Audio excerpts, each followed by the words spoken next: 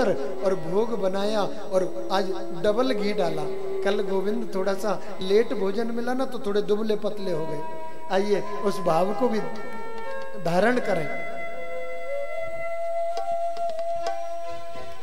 थाली भर के लाई खींच दो ऊपर घी की बाट की, जीबे मारो श्याम धनी जिमावे बेटी जाट की, जे मावे कर्मा जाट की।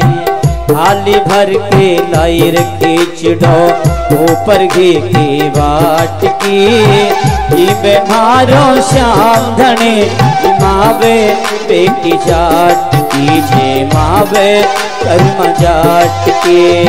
थाली भर के लाई खींच दो।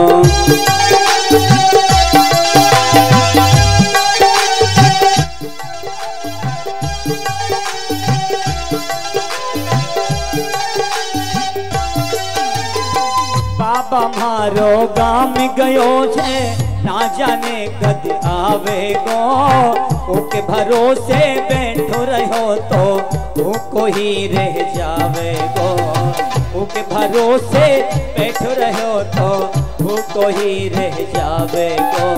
कने जिमामू आज खींच दो।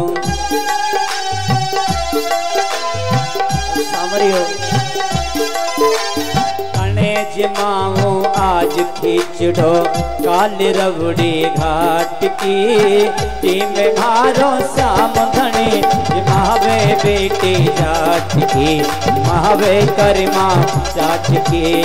थाली भर के लाई खींच दो अंबार के बाट की, टीम मारो श्याम धनी जिमावे कर्मा जाट की, जिमावे कर्मा जाट की।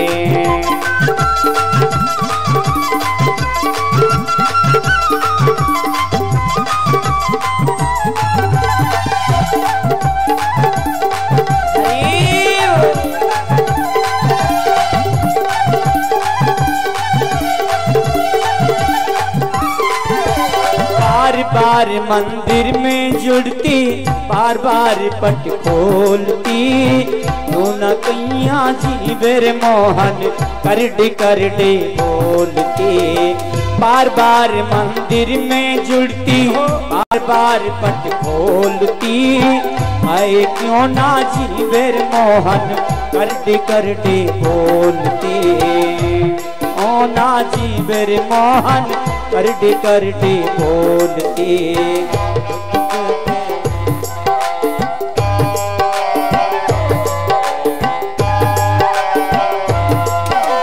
बार बार मंदिर में जुड़ती बार बार पट खोलती, नूनतियों जीवर मोहन करडी करडी बोलती। ओना कईयों जीवर मोहन करडी करडी बोलती। हिलियन पे जत में जियो तू जीवे तो जत में जियो, मानु नक्का हो लाट की, टीम मारो श्याम धनी जिमावे बेटी जाट की, जिमावे कर्मा जाट के।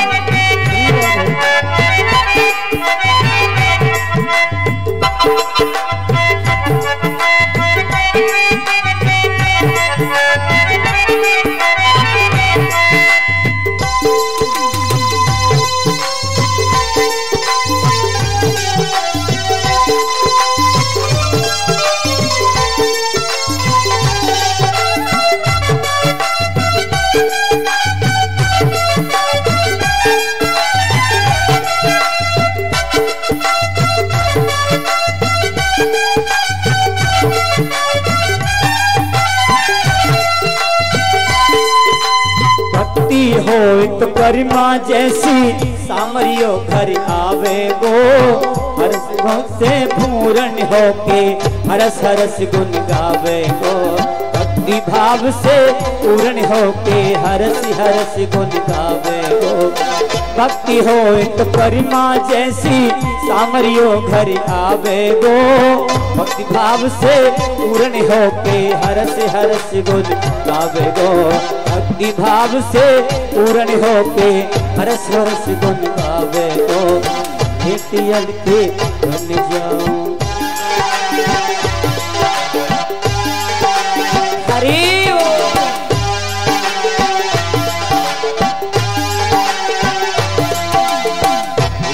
में बन जाऊं मानो न काओ लाट की। में मारो श्याम धनी जिमावे बेटी जाट की। जिमावे करमा जाट के थाली भर के लाए रखे चुड़ो ऊपर जी के बाट के। में मारो श्याम धनी जिमावे करमा जाट की। जिमावे बेटी जाट की। जिमावे करमा जाट की। जिमावे बेटी जाट की। जिमावे करमा जाट की।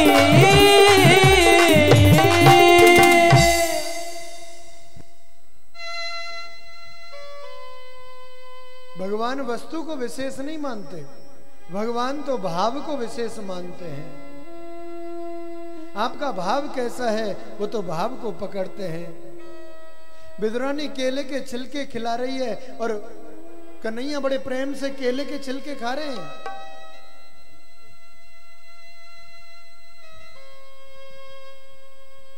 इतनी देर में विदुर जी गोपों की बजारिया से और कुछ लड्डू कुछ माखन मिश्री आदि लेकर के आए और आकर के द्वार पर आवाज मारी, अरे देवी सुनती हो? विदुरानी ने सोचा कन्हैया तुम्हारे काका जी आ गए। जाकर के द्वार पर गई, बोले काहे को अल्लाह मचा रहे हैं? बोले अरे देवी आज मैं तुम्हें क्या बताऊं, आज गोविंद ने कितना हमारा सम्मान किया। भरी सभा में गोविंद ने कह दिया विदुर काका के यहाँ निमंत्रण है। देखो मेरा गोविंद कभी झूठ नहीं बोलता, उन्होंने बोला है तो जरूर आएगा। तुम कोई व्यवस्था करो, चौका लगाओ, थाली लगाओ और मैं द्वार पर खड़ा हूं, उनका सम्मान करूंगा। विदुरानी बोली आने वाले हैं कि आ गए? अरे उनको आए तो 1 घंटा हो गया। विदुर जी बड़े प्रसन्न हुए, अरे देवी कन्हैया आ गए, तुमने कुछ खिलाया पिलाया कि नहीं? बोली और तो कुछ नहीं था, केले के फल थे, वही बड़े प्रेम से गोविंद खा रहे। जाकर के जैसे ही विदुर जी ने देखा, विदुर जी के नेत्रों में पानी भर आया।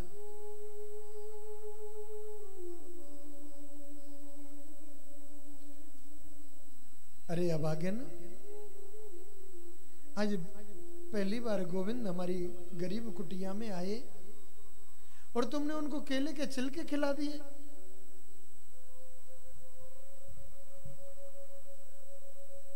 जरा तो ध्यान दिया होता। वास्तव में विदुरानी का ध्यान भी अभी भंग हुआ। क्या मैं कन्हैया को केले के छिलके खिला रही थी? गोविंद मुझे तो पता ही नहीं चला, लेकिन तुम तो बता सकते थे। और वास्तव में तो गोविंद का भी ध्यान अभी भंग हुआ। ओहो, हम केले के छिलके खा रहे थे क्या? सत्य कहूं काकी जी, हमें बिल्कुल नहीं पता चला कि हम केले खा रहे हैं कि केले के छिलके खा रहे हैं।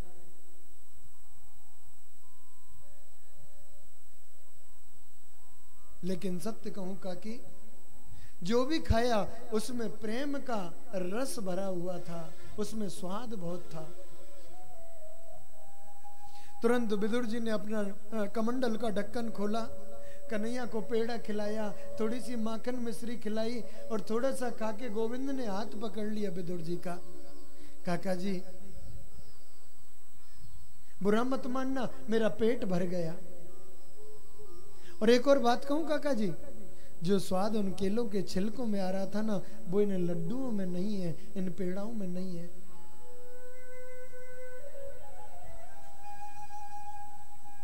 आदरणीय श्री सुखदेव जी कहते हैं, राजन अगर गोविंद जाति बिरादरी देखते तो विदुर जी के घर केले के छिलके नहीं खाते। और अंत में जब भगवान अपनी लीला संपन्न करके जाने लगे, उद्धव जी ने पूछा, गोविंद आपके 24 अवतारों में 2 अवतार परम श्रेष्ठ हैं, राम अवतार और कृष्ण अवतार, और दोनों अवतारों ने आपने जगह जगह भोजन किया। आप सत्य बताओ, सबसे ज्यादा भोजन में सुख कहां मिला? आज गोविंद के नेत्र सजल हो गए और कहने लगे, उद्धव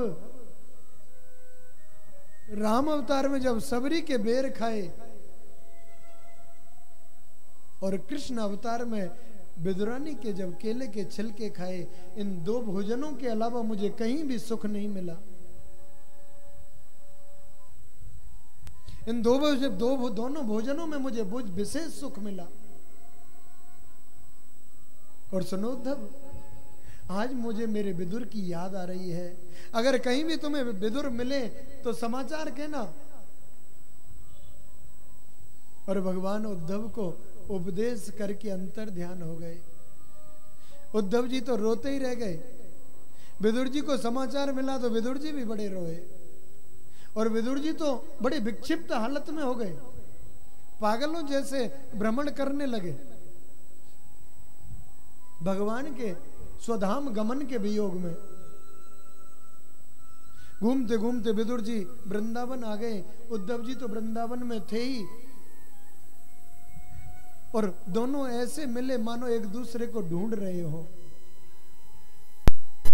विदुर ने उद्धव को देखा और विदुर जी कहने लगे, उद्धव तुम बड़े भाग्यवान हो,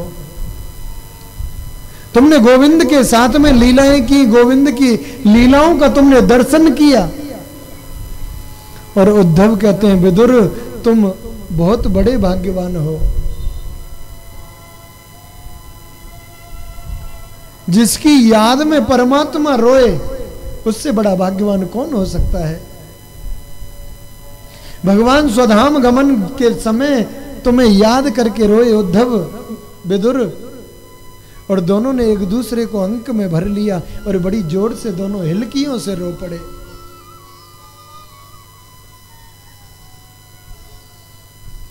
उद्धव ने गोविंद की बाल लीलाओं का विदुर जी को श्रवण कराया, किशोरावस्था की लीलाओं का भी श्रवण कराया।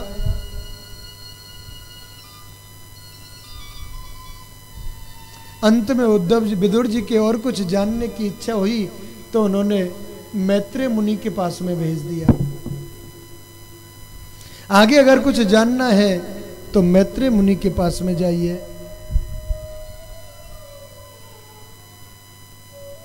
मैत्रेय मुनि परम संत,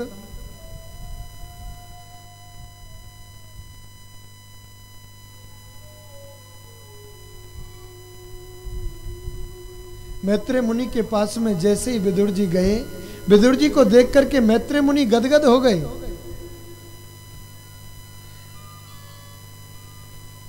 मैत्रेय मुनि कहने लगे, आज इस गरीब कुटिया पर आप जैसे संत का आगमन हुआ, मेरी कुटिया पवित्र हो गई।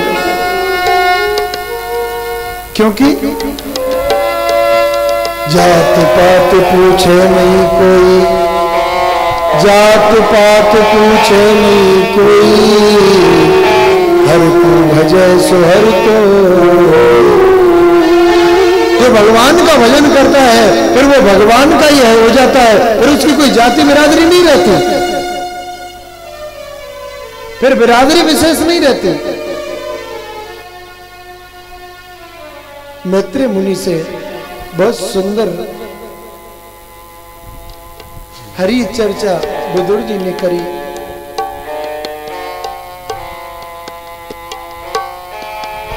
और जो प्रश्न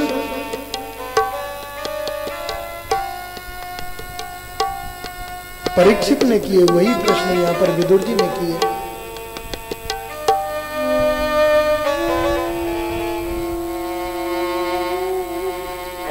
परमात्मा किसी को मारते क्यों हैं और किसी को बचाते क्यों हैं? जो देवता लोग हैं वो क्या सब अच्छे हैं? और जो दानव हैं क्या वो सभी गलत हैं? तो देवताओं को बचाने के लिए और दैत्यों का संहार करने के लिए गोविंद क्यों आते हैं? विदुर जी मैत्रेय मुनि से पूछते हैं, भगवान मैंने तो सुना है कि भगवान ने बहुत अवतार लिए, कभी नरसिंह अवतार, और मैंने तो सुना है भगवान को सूकर भी बनना पड़ा। ऐसी क्या विशेष परिस्थिति कि भगवान सूकर बन करके आए? मैत्रेय मुनि कहते हैं, विदुर जी को न काउ सुख दुख कर दाता, निज कृत कर्म भोग सब रहता। भगवान न किसी को मारने आते हैं, न किसी को बचाने के लिए आते हैं। जो कुछ प्रारब्ध प्राप्त होता है अपने प्रारब्ध से प्राप्त होता है।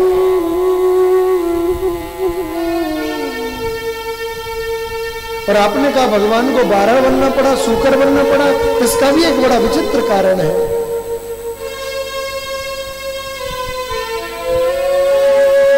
महाराज कश्यप महाराज के 13 पत्नियां, और उनमें सबसे बड़ी पत्नी का नाम है दिति। एक दिन दिति ने कश्यप जी से कहा, मेरी जितनी भी बहनें हैं सब गर्भवती हैं, मेरे भी कोई संतान होनी चाहिए। कश्यप महाराज ने कहा, देखो देवी ये संध्या का समय है, और संध्या का समय संतानोत्पत्ति के लिए ठीक नहीं रहता, क्योंकि शंकर भगवान अपने भूत प्रेत आदि गणों को लेकर के भ्रमण कर रहे होते हैं, इसलिए ये समय ठीक नहीं है। लेकिन दिति ने जब ज्यादा आग्रह किया तो कश्यप जी झुक गए और बाद में श्राप दे दिया, तुम्हारे 2 पुत्र होंगे, दोनों बड़े दुष्ट होंगे। माता दिति तो एकदम भयभीत हो गई और रोने लगी, मुझे दुष्ट पुत्र नहीं चाहिए, मुझे तो श्रेष्ठ पुत्र चाहिए। कश्यप महाराज कहने लगे, अब समय का असर कहां लेकर के जाऊं, होंगे तो दोनों दुष्ट, लेकिन तुम्हारे पुत्रों का संहार करने के लिए स्वयं नारायण भगवान आएंगे, और तुम्हारा जो पौत्र होगा ना वो भगवान का बहुत बड़ा भक्त होगा।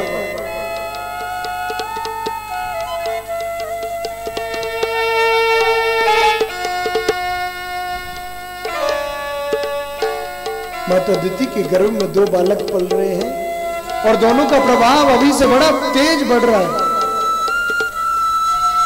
देवताओं ने जाकर के प्रार्थना की भगवान से, भगवान माता दिति के गर्भ में जो baलक हैं उनका प्रभाव अभी से बढ़ रहा है, जन्म लेने के बाद में तो पता नहीं क्या हो। भगवान बोले, माता दिति के गर्भ में जो बालक है ना, ये कोई साधारण बालक नहीं है। एक बार ये दोनों भगवान के पार्षद हैं। एतौ तौ पार्षदौ मह्यम जयो विजय एवचा। एक बार भगवान के मानस पुत्र सनक सनंदन सनातन सनत कुमार और भगवान के दर्शन को गए। द्वारपालों ने रोक दिया तो कहने लगे, नहीं हमारे पिता हैं भगवान, उनसे जाकर के हमें उनका दर्शन करना है। जय विजय द्वारपाल थे, बोले वैसे तो हमारे भगवान के मिलन में हम कोई बाधा नहीं है, लेकिन हमें अभी समाचार मिला है कि प्रभु मध्याह्न काल का भोजन करके और शयन कक्ष में गए हुए हैं। जय विजय तो अपने कार्य का निर्वाह कर रहे थे। सनक सनंदन सनातन सनत कुमारों ने देखा तो जबरदस्ती करने लगे, तो उन्होंने भी थोड़ा जबरदस्ती करके रोक दिया। सनत कुमारों ने श्राप दे दिया, जाओ तुम दोनों राक्षस हो जाओ, हमें हमारे पिता से मिलने से वंचित करते हो, दोनों राक्षस हो जाओ। जय विजय ने बड़ी प्रार्थना की, राक्षस हो जाएंगे बड़ी तकलीफ होगी। बोले राक्षस तो तुम बनोगे, लेकिन 3 जन्मों के बाद तुम्हें मुक्ति मिल जाएगी। वही दोनों जय विजय और माता दिति के गर्भ में आए। समय व्यतीत हुआ, दोनों का जन्म हुआ। एक का नाम हिरणाक्ष और एक का नाम हिरणाकश्यप। हिरणाक्ष कहते हैं लोभ को और हिरण्यकश्यप कहते हैं अभिमान को।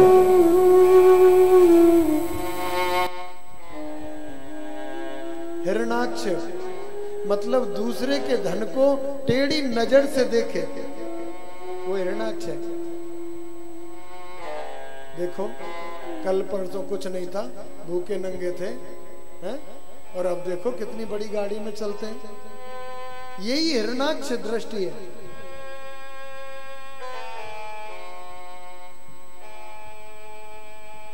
कुछ नहीं था जी, हमारे सामने छोटी सी दुकान होती थी और अब देखो कितनी बड़ी।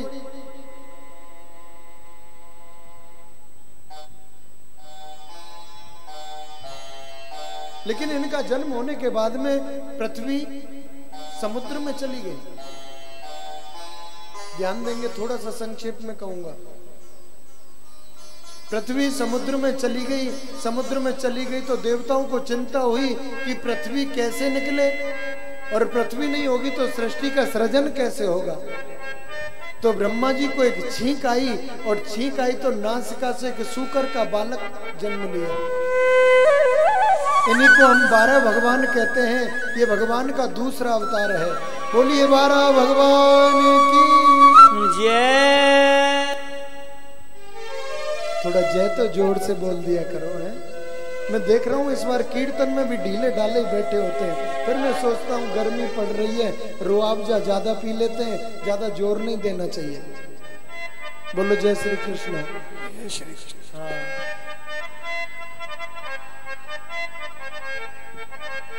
पृथ्वी जब समुद्र में चली गई तो जो प्रतापी लोग थे ना, वो आसमान में उड़ने लगे।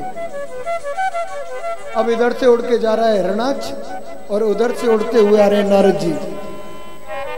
हिरणाक्ष ने नारद जी को देखा और पकड़ लिया नारद जी को। ए बाबा कहां जाते हो? और उधर 12 भगवान को आदेश किया। 12 भगवान जाकर के पृथ्वी को अपनी दृष्टाओं पर रख के और बाहर निकालने लगे। बाहर निकालने लगे। हिरणाक्ष ने नारद जी को कस के पकड़ लिया। बोले केवल बीड़ा ही झनकारते हो कि कोई लड़ाई झगड़ा करना भी आता है? बोले भैया लड़ाई झगड़ा तो नहीं आता, हम तो श्री कृष्ण गोविंद हरे मुरारे हे नाथ नारायण वासुदेवा बस इतना ही जानते हैं। बोले ऐसे नहीं चलेगा, आज तो आपको हमसे युद्ध करना ही पड़ेगा।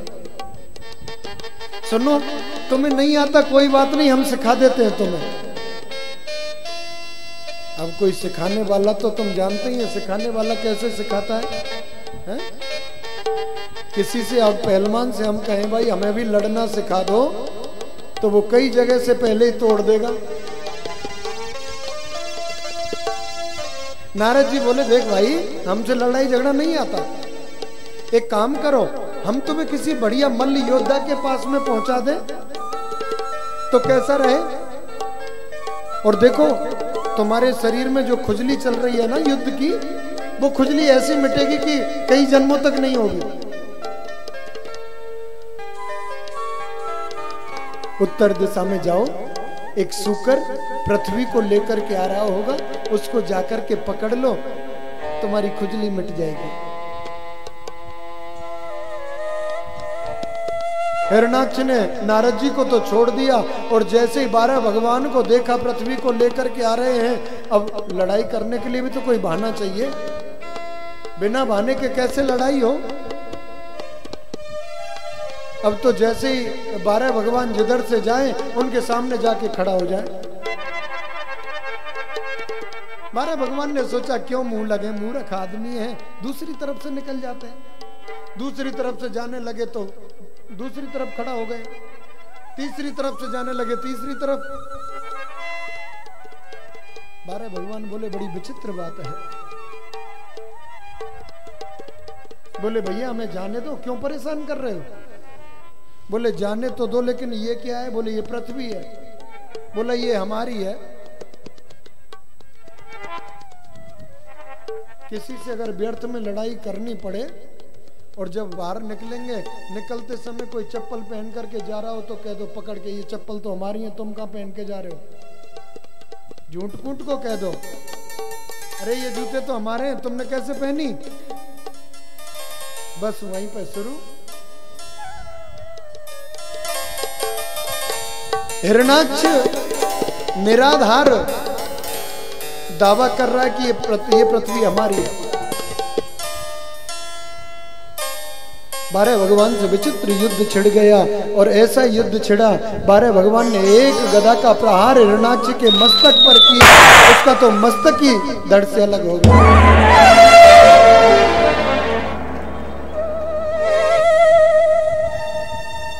रुद्र वमन करता हुआ समुद्र में गिर गया। अब तो पृथ्वी देवी के मन में अभिमान हो गया, हम जरा सी समुद्र में क्या चली गई, भगवान का काम नहीं चलता, हमारे बिना सूकर बनना पड़ा है।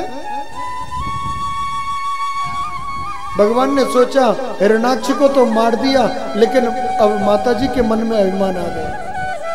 उनको लेकर के सीधे गए वृंदावन। वृंदावन में देखा तो सुंदर सुंदर पुष्प और पुष्पों सुंदर सुंदर वृक्ष और उन वृक्षों पर सुंदर सुंदर पुष्प और फल लगे हुए हैं और चिड़ियां कलरव कर रही हैं। पृथ्वी माता ने पूछा ये क्या है? बोले देवी ये हमारा श्री धाम वृंदावन है। बोले वृंदावन? अरे जब हम समुद्र में चली गई तो वृंदावन कहां से बच गया? बोले देवी पूरे संसार का प्रलय हो सकता है, लेकिन मेरे वृंदावन का कभी प्रलय नहीं होता। तीर्थों का राजा है पुष्कर, तीर्थों का राजा है प्रयाग। सभी तीर्थ प्रयाग को कर देते, कर समझते। आजकल तो सब समझ गए होंगे, जो नहीं समझते थे उनको भी समझा दिया ना नंदीवाल जी। कर माने टैक्स, हाँ, जो कभी नहीं भरते थे वो भी थोड़ा थोड़ा भरने लग गए, और टैक्स भले ही ना भरे, फाइल तो भरी दी। बोलो जय श्री कृष्ण। प्रयाग को सभी कर देते हैं, लेकिन एक वृंदावन कर नहीं देता। तीर्थों का राजा है पुष्कर। कुछ गलत बोल रहे थे। हाँ, तीर्थों का राजा प्रयाग और तीर्थों का नहीं हम सही बोल रहे थे, पता नहीं आपने चक्कर में डाल दिया। बोलो जय श्री कृष्ण। कभी कभी सुननी पड़ती है इनकी भी। हाँ, प्रयागराज गया ठाकुर जी के पास में और जाकर के कहने लगा कि ऐसे ही जब हमें अपमानित करना था तो हमें राजा क्यों बनाया? बोले क्यों, क्या हुआ? बोले सभी तीर्थ कर देते, ये छोटा सा वृंदावन हमें कर नहीं देता, और जब ऐसे ही अपमानित करना था तो राजा नहीं बनाते। हमारी राजा बनने की कोई इच्छा भी नहीं थी। गोविंद मुस्कुरा करके बोले प्रयाग, मैंने तुझे तीर्थों का राजा बनाया है, अपने घर का राजा नहीं बनाया। वृंदावन तो मेरा घर है, मैंने तुझे अपने घर का राजा थोड़ी बनाया है। धन धन वृंदावन रजधानी, धर्म कर्म यहाँ बटत जेबरी, मुक्ति भरे तहाँ पानी। आइए 2 घड़ी के लिए मैं तो कहता हूँ वृंदावन धाम चलते हैं। बोली श्री वृंदावन धाम की जय। ऐसे नहीं, जरा दोनों हाथ उठा के मेरे साथ जयकारा लगाइए वृंदावन धाम के नाम का। के धामों में धाम है श्री वृंदावन धाम। बोली श्री वृंदावन धाम की जय। श्री बांके बिहारी लाल की जय। जय श्री राधे।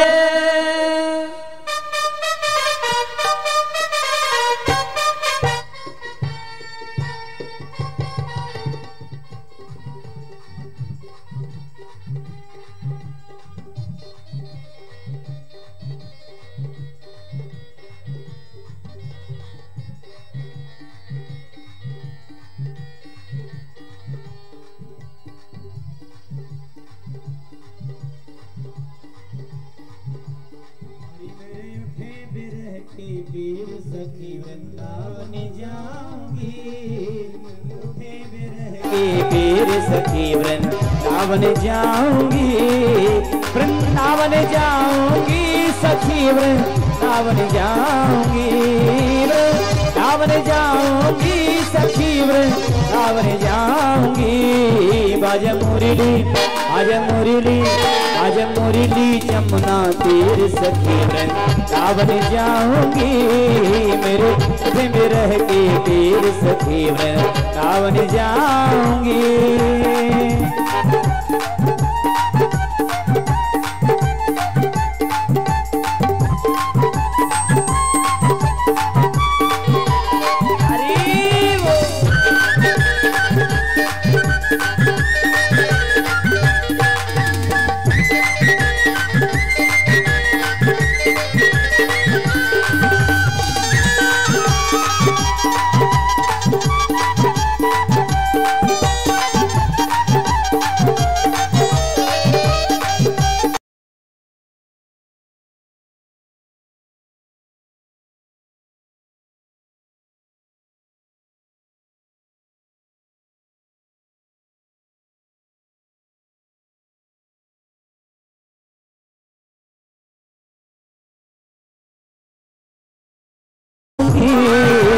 उठे बिरह के पीर सखी वृंदावन जाऊंगी।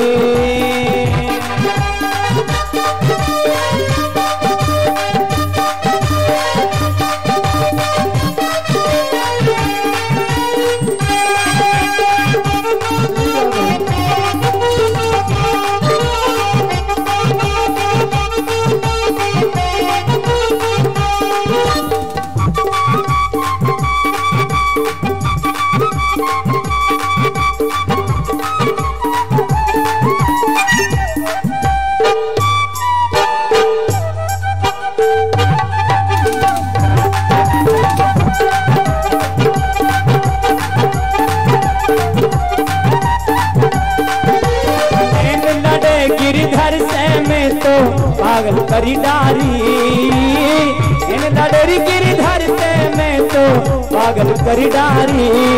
मेरे नैनन मेरे नैनन मेरे नैनन बरसे नीर सखी वृंदावन जाऊंगी। उठे बिरह के पीर सखी वृंदावन जाऊंगी।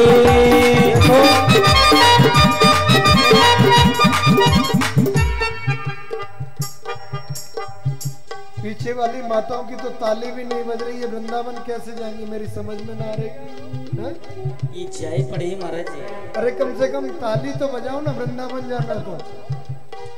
वृंदावन तभी बजाएंगे तभी जाएंगे जब ताली बजा करके गोविंद को रिझाएंगे, क्योंकि वृंदावन में तो वही जाते हैं जिनको ठाकुर बुलाते हैं। और ठाकुर कब बुलाएंगे? मेरे उठे बिरह की नीर सखी मेरी उठे बिरह की नीर सखी वृंदावन जाऊंगी। मेरे उठे बिरह की नीर सखी वृंदावन जाऊंगी। ये वृंदावन जाऊंगी सखी वृंदावन जाऊंगी। वृंदावन जाऊंगी सखी वृंदावन जाऊंगी। आज मुरली जमुना तेरे सखी वृंदावन जाऊंगी। तेरे सखी वृंदावन जाऊंगी।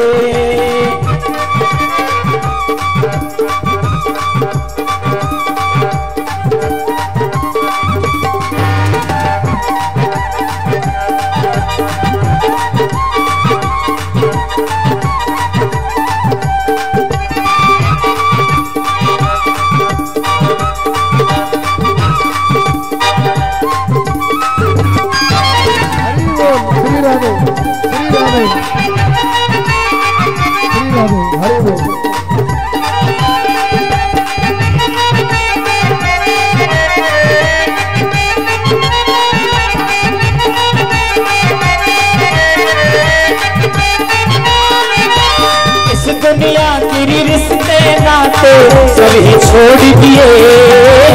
इस दुनिया के रिश्ते नाते सब कुछ छोड़ दिए। इस दुनिया के रिश्ते नाते सभी छोड़ दिए। इस दुनिया के रिश्ते नाते सब कुछ छोड़ दिए। दुनिया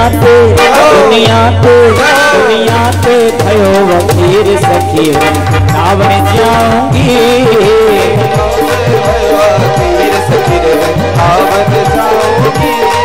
वृंदावन जाऊंगी सखी को गोवर्धन जाऊंगी, वृंदावन जाऊंगी, सखी रे गोवर्धन जाऊंगी। देखिए वृंदावन, एक निज वृंदावन है, एक ब्रज वृंदावन है। जिस ब्रज वृंदावन के अंदर पूरा ब्रह्मंडल आता है, तो आप लोगों में से कितने गए हैं, कितने लोगों ने ब्रज परिक्रमा दी है? किसी ने ब्रज परिक्रमा। वृंदावन धाम भी गए हैं, गोवर्धन भी गए होंगे, लेकिन अब चलना है मन से, तन से नहीं। तन से समझ लेना कि तन से तुम अपने इस अबहोर में बालाजी धाम के अंतर्गत कथा के प्रांगण में बैठे हुए हैं, लेकिन प्रेजेंट बॉडी एब्सेंट माइंड। तन से कहाँ पर बैठे हैं? प्रांगण में। और मन से कहाँ पर घूम रहे हैं, कहाँ भ्रमण कर रहे हैं? ब्रज धाम में। दोनों हाथ उठाइए मेरे साथ, सभी दोनों हाथ उठाइए। बोली वृंदावन धाम की जय हो, बोली गिरिराज महाराज की जय हो। हमारी तो आवाज, हेलो राधे आवाज आती है, राधे राधे, जयकारा लगाने में कंजूसी। हेलो बोल गिरिराज महाराज की जय हो। अरे इस दुनिया के रिश्ते नाते छोड़ दिए, इस दुनिया के रिश्ते नाते सब कुछ छोड़ दिए, दुनिया के रिश्ते नाते छोड़ दिए, इस दुनिया के रिश्ते नाते सब कुछ छोड़ दिए। दुनिया पे दुनिया पे दुनिया पे भयो वकीर सखी वृंदावन जाऊंगी, दुनिया से भयो वकीर सखी वृंदावन जाऊंगी, सखी वृंदावन जाऊंगी, सखी वृंदावन जाऊंगी, वृंदावन जाऊंगी, वृंदावन जाऊंगी, वृंदावन जाऊंगी।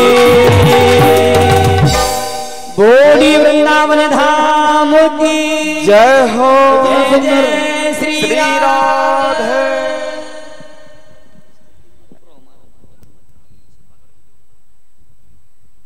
पृथ्वी माता की स्थापना हुई। आदरणीय श्री सुखदेव जी कहते हैं, राजन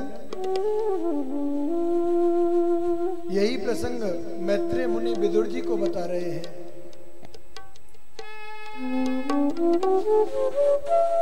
जो वेद के विरुद्ध आचरण करता है उसको भगवान दंडित करते हैं। भगवान का अवतार हुआ वो तो पृथ्वी माता को निकालने के लिए हुआ, हिरण्याक्ष को मारने के लिए नहीं। भगवान ने सूकर का अवतार तो पृथ्वी माता की स्थापना करने के लिए लिया, लेकिन बीच में कोई मच्छर मक्खी कोई आ जाए तो अरे ऐसे लोगों के लिए भगवान थोड़ी अवतार लेंगे। सोच करके देखो, हमारे सिर पे कोई मक्खी बैठ जाए तो उसको हाथ से उड़ाएंगे कि गोली से मारेंगे? है? तो ऐसे छोटे मोटे राक्षसों के लिए तो भगवान अपने संकल्प मात्र से ही कल्याण कर दे। लेकिन जा रहे थे मार्ग में पृथ्वी माता को लेकर के, बीच में कोई आ गया तो उसका भी उद्धार कर दिया। पृथ्वी माता की स्थापना हुई, सृष्टि का सृजन आरंभ हुआ। ब्रह्मा जी के जितने पुत्र सब संन्यास ग्रहण कर, सनातन सनत कुमार ने तो पहले कह दिया हम सब विवाह नहीं करेंगे। एक और पुत्र ब्रह्मा पुत्र हुए कर्दम, कर्दम ने भी वन को चले गए, हमने नहीं